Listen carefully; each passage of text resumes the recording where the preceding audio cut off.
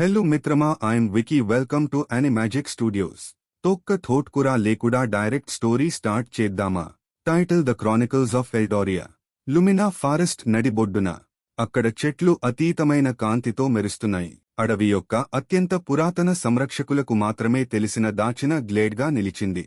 దాని మధ్యలో గొప్ప వెల్వెట్ గుడ్డతో కప్పబడిన రాతి పీఠం ఉంది. దానిపై అపారమైన శక్తిది క్రానికల్స్ ఆఫ్ ఎల్డోరియా ఉంది. లూమినా ఫారెస్ట్ యొక్క ఎల్ఫ్ గార్డియన్ ఎలారా విండ్రిడర్ భక్తితో పీఠాన్ని చేరుకున్నాడు. ఆమె గుండె నిరీక్షణతో మరియు వణుకు యొక్క సూచనతో కొట్టుకుంది.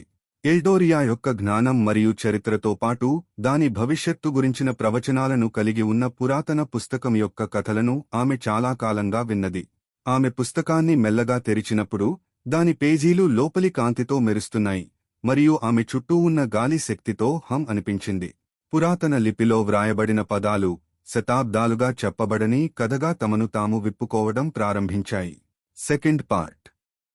Title: the guardians quest.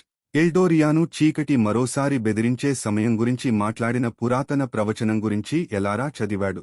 ఇది హార్ట్స్టోన్ అనే శక్తివంతమైన కళాఖండాన్ని ఉపయోగించి భూమిని బానిసలుగా మార్చడానికి ప్రయత్నించే మాంత్రికుడి పెరుగుదల గురించి ముందే చెప్పింది. ప్రవచనం ప్రకారం స్వచ్ఛమైన హృదయం ఉన్న మంత్రగాడి సహాయంతో అడవి సంరక్షకుడు మాత్రమే ఈ చెడును అడ్డుకోగలడు. అకస్మాత్తుగా టెక్స్ట్ మార్చబడింది. మృదువైన నీలిరంగు కాంతితో మెరుస్తున్న మ్యాప్ను బహిర్గతం చేసింది. ఇది అడవిలో లోతుగా దాగి ఉన్న హార్ట్స్టోన్కి వెళ్లే మార్గాన్ని చిత్రీకరించింది.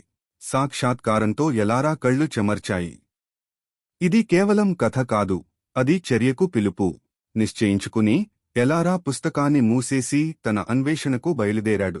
తనకు సహాయం అవసరమని ఆమెకు తెలుసు మరియు అలాంటి మిషన్తో ఆమె విశ్వసించగలిగేది ఒకే ఒక్క వ్యక్తిలిరియా, ఆమె దృఢమైన స్నేహితురాలుగా మారిన మానవ మేజ్.